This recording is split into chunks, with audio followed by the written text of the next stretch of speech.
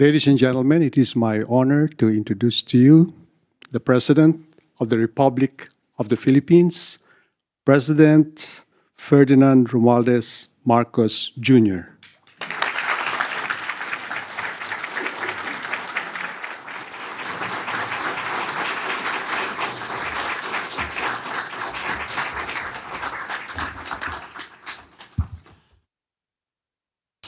Please be seated. Thank you, Secretary Ben Jokno, all the members of the Cabinet of the Philippines, Mr. John Tuttle, the Vice Chairman of the New York Stock Exchange, and for those kind words from Mr. Sabin Aboitis, the convener of the Private Sector Advisory Council. We have also with us the Speaker of the House, House Speaker Ferdinand Martin Romualdez, and our ambassador to the United States, Ambassador Jose Manuel Romualdez. Also with us is our permanent ambassador to the UN, Ambassador Antonio Lagdameo Sr. And I would be remiss if I did not, of course, include in my greetings the First Lady, Lisa Araneta Marcos. Distinguished guests here today, ladies and gentlemen, good afternoon. On behalf of the Philippine delegation, I wish to express our gratitude to the New York Stock Exchange for inviting us here today. I consider it an engagement of invaluable opportunity to share with you how we are further opening up our economy to accelerate our recovery. Bouncing back from the pandemic, the Philippine economy has seen robust growth since last year and has returned to its path toward upper middle income country status, achievable, we believe, within the next few years. Against this backdrop, we have increased the scope for mutually beneficial investments that would mean more jobs and a better quality of life for Filipinos. For investors, doing business in the Philippines is an opportunity to reap the benefits of a vibrant economy. We are proud to share that we recently enacted policies to further liberalize our economy and welcome more foreign investment to our shores. First, we passed legislation to lower corporate income tax rates and rationalize fiscal incentives. Second, we reduced the minimum paid-up capital requirements for foreign retailers and foreign startups, bringing in advanced new technology. And third, we now allow full foreign ownership of companies providing public services such as telecommunications, shipping, air carriers, railways, subways, airports, and toll roads. The United States and the Philippines have strong and enduring ties in trade and commerce, among many other areas of cooperation. The US is our third largest trading partner and second major source of foreign direct investment applications in 2021. To international investors, the Philippines offers high-quality labor, a large consumer market, and a wide range of fiscal and non-fiscal incentives. At the same time, we remain committed to maintaining sound macroeconomic fundamentals, providing a clear development roadmap. Let me expound a little bit on these important points. First, sound macroeconomic fundamentals. Our gross domestic product is projected to grow by 6.5% to 7.5% this year, by 6.5% to 8% from 2023 to 2028. The employment situation has improved following the temporary disruption caused by the pandemic. The unemployment spike of 17.6% in April 2020 fell drastically to 5.2% in July this year, the lowest record for all July rounds of our labor force survey since 2005. Manufacturing activity has accelerated, staying above the growth threshold of 50 for the past 7 consecutive months and settling at 51.2 last August. Trade is back to double-digit growth, with demand for trade partners boosting our exports, and with domestically situated firms importing more inputs in anticipation of rising demand. At the same time, with our commitment to fiscal discipline, the country's debt to GDP ratio has improved to 62.1% as of end June this year from 63.5% in the previous year. At the height of the COVID-19 crisis, the government implemented massive stimulus programs to readily support the most vulnerable sectors. Although our borrowings increased substantially during the pandemic, we continue to reduce the cost of our public debt through judicious debt management. Now that the economy is reverting to normalcy, the government is likewise heading back to the path of fiscal consolidation. We will reduce the government debt to GDP ratio to below 60% by 2025 and further down to 51.2% by the end of my term in 2028. Our economy's resilience to crises is recognized internationally. The Philippines has maintained its investment-grade credit ratings throughout the pandemic amid the wave of rating downgrades globally. As we look forward to achieving upper middle income status, we are also gearing up for A territory credit ratings in the medium term. On the external front, we have sufficient buffers against external shocks, supported by steady inflows of overseas Filipino remittances, receipts from business processing, outsourcing, and foreign direct investment. Our gross international reserves stood at $99 billion as of end August, equivalent to 8.3 months of import cover. This remains more than sufficient to cover the economy's foreign exchange needs. Moving on to my second point, our economic development roadmap. In the near term, our top priorities are protecting the purchasing power of families by managing inflation, reducing the scarring effects of the pandemic, and ensuring sound macroeconomic fundamentals. Thus, we are implementing policies that enhance food security, transport, reduce energy costs and logistical costs, strengthen social protection, and enhance the quality of education and skills training of our workers. As we pursue our short-term agenda, we build the foundations for a stronger, more inclusive future. Our medium-term agenda includes reducing the poverty rate to single digits by 2028 and undergoing an industrial transformation through which science, technology, and innovation and sustainability will drive our industries. In all our endeavors, the private sector must be a partner. We seek partnerships in many areas of our development agenda.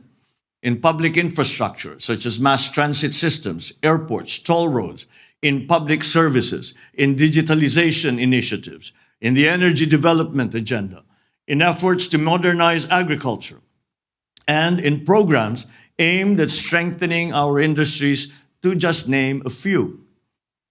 For American businesses, we offer investment opportunities in areas such as information technology and business process management, or IT BPM, medical products and devices, electric vehicles and batteries, agribusiness and telecommunications infrastructure and services. Despite external headwinds, the Philippines' economy's resilience, reinforced by sound policies and decisive leadership, makes us confident about our future. Over the past few decades, as the Philippines transformed into one of the most promising emerging markets, the United States has been among our steady partners. For that, we are truly grateful. At the same time, American companies doing business in the Philippines have benefited significantly from our economic successes. I wish to emphasize that the Philippines is keen to continue nurturing the ties that help produce mutual benefits for both our economies, our organizations, and our peoples. Let us achieve many more milestones together. Thank you very much for this opportunity, and good afternoon to you all. We move on. Yep, it's Q&A.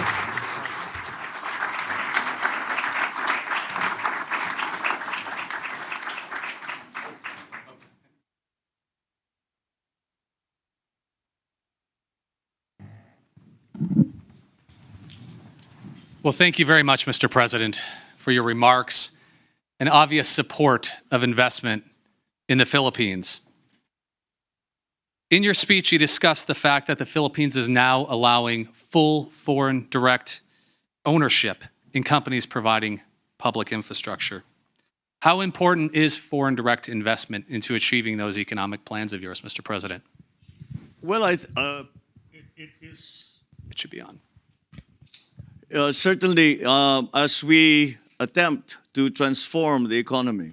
And I use the word transform because it is my belief that the way to bring our economies back to the activity, the level of activity that we enjoyed before the pandemic, we have to understand that the global economy has changed. And we have to position ourselves, certainly, to be able to take advantage of those changes, to have a head start in the new economy that we are still, as of now, starting to form globally. And a large part of that will be foreign investment in the Philippines. And when I speak of foreign investment, I speak especially of capital-intensive investment. Because although we have our GDP, if we look at our GDP figures, a great deal of the contribution to GDP has been in our service sector. And therefore, we think that it is manufacturing, the area of manufacturing where we can still do a better job. And this is one way, the foreign direct investment, capital-intensive investment is also something that we are going to actually need for us to be able to achieve the targets that we have set for our economy, have set for our country. And it is going to be key. As we are trying to define or determine the mix between loans and capital-intensive investment. So the part that capital-intensive investments play is going to be a very important aspect of this transformation of our economy that I speak of. So that is a large part of what we are doing here. And that is why when I came here to New York, ostensibly, first of all, because we are attending I will be speaking before the UN General Assembly tomorrow, but I also brought the whole economic team of the government, of the cabinet, with us. And again, the private sector business leaders also are here with us, precisely to show and explain once to our prospective investors where the Philippines is headed, what changes we have made so that investment will be more profitable and more attractive for foreign investors, especially coming from the United States. So it plays a central role in all that we are planning to do for our economy. It is, once again, something that we recognize in government we have a part to play in. We have to fundamentally restructure the bureaucracy, the government. We listen to the chambers of commerce that tell us what are the obstacles that they find that in their way, such as the ease of doing business, the prices of energy, all of these and these other legislative guarantees that investors are looking for. And I believe we are headed in the right direction. And I believe that if we continue down this road and we are able to attract investors to this new investing climate that we are starting to create in the Philippines, then I believe that with the role that foreign direct investment will play, I think we could succeed. But that just illustrates how important we consider that investment to the transformation of our economy.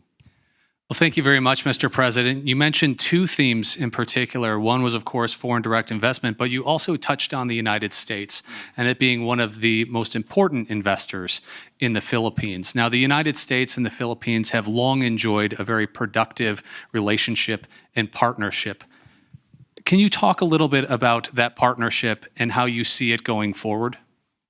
Well, our relationship has gone back for over 100 years between the United States and the Philippines.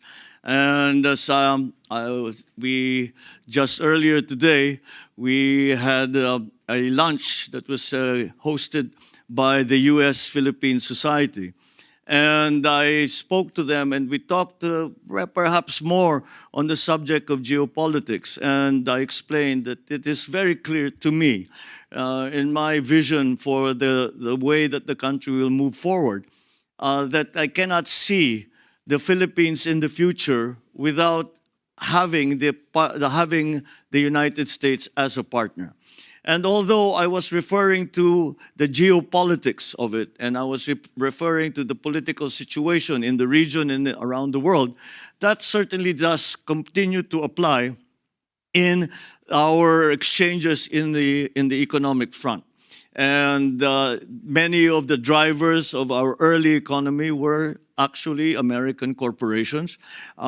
Many of the strongest corporate benefactors, really, to government and to the rest of society in the Philippines were coming from the United States. Now, of course, this has evolved as time has gone on, but the strength of that relationship continues.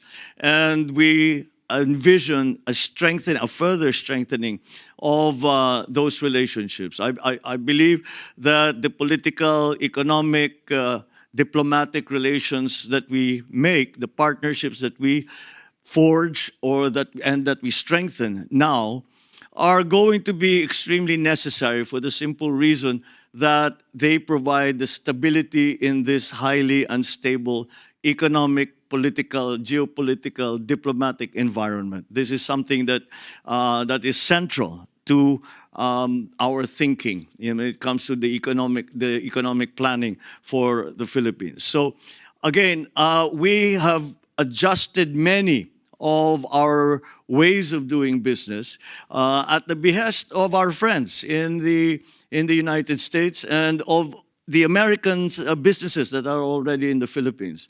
And so I think that will give us great opportunities in the future, and for both our countries, for private corporations, for government-to-government agreements and arrangements. We have really opened up the policy of the Philippines to more of these public-private partnerships, but not only PPPs, but also G2G arrangements, as I mentioned, joint venture between private entities. And it is something that we feel can actually be achieved. So the United States has always been central to that. I cannot overstate really the role that the United States has played in the Philippines in every aspect of our lives. And so this is just a continuing evolution and I believe strengthening of that relationship between the United States and the Philippines. And we are driven together in many ways by forces that exist now in the world, and that I think is something that we certainly in the Philippines, and I think not in the United States either, that we are resistant to. So it is something that I can see as becoming stronger and becoming more robust as we work together towards exploiting properly the new global economy. Thank you very much, Mr. President. You touched on American businesses investing in the Philippines and the opportunities to do that through public-private partnerships, the infrastructure projects you identified on the onset as well. But as we look at the population and we look at the economy, it's young, it's dynamic, it's tech-focused, it has high English language fluency, it's ripe for investment. What is your message to investors in this room, those watching us from around the world, for how to invest in this next generation of Philippine companies that one day, selfishly, we hope will come here to the New York Stock Exchange to raise capital and to grow and expand and even do more things? What is your message to them, Mr. President? Well, to achieve exactly what you are saying, at least to begin with. Yes, we certainly, when I'm asked why do you have such a bright view of the future, and my answer is always that there are 110 million Filipinos that are working towards the same goal. And that, I still believe, is our workforce is still our greatest asset. And it is something that we have seen succeed first of all, with our overseas Filipino workers, but also in the development of the more sophisticated businesses that have come to the country. And highly technical, highly requiring technical proficiency, requiring good training in schools. We will still continue to try and improve the education system in terms of the technical side, the technical side of our workforce's training. And as we know, because that is becoming more and more important in the world.